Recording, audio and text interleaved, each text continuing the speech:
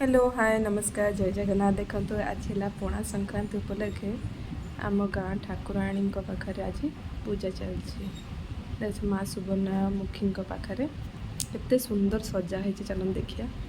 ये देखु केते सुंदर सजाई आमर ये माँ सुवर्णमुखी लिखाई ठाकुराणी आमर केते सुंदर सजाई देखु। ये आमर है यज्ञ चलो केते सुंदर सजाई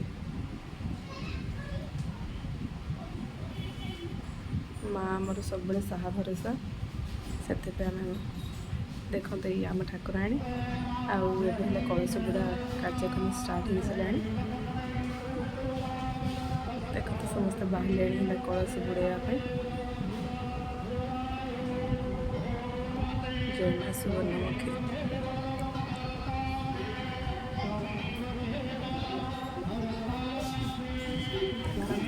केते सुंदर गाँव माहौल बहुत बढ़िया लगुच।